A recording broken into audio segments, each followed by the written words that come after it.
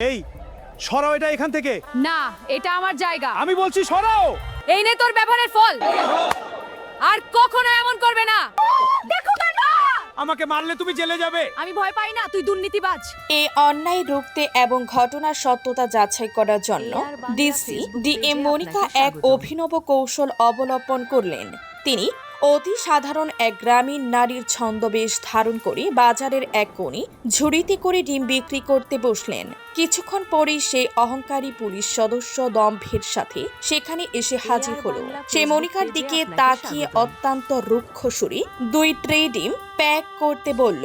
মনিকা শান্তভাবে ডিমগুলো গুছিয়ে দিয়ে অত্যন্ত বিনয়ের সাথে বললেন, স্যার, ডিমের দাম মোট 200 টাকা হয়েছে।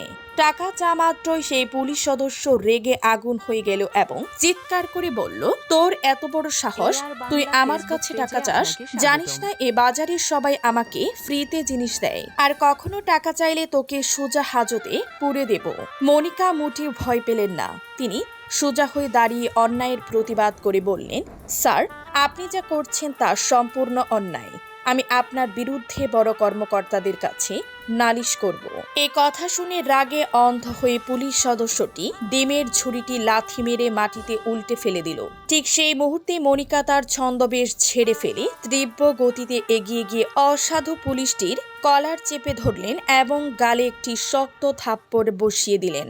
নিজের আসল পরিচয় প্রকাশ করে তিনি গর্জে উঠলেন, আমি এই জেলার ডিএম মনিকা। তোমাদের মতো কিছু দুর্নীতিবাজের জন্য পুরো বাহিনীর বদনাম হয়। তোমরা জনগণের সেবক, শোষক নও।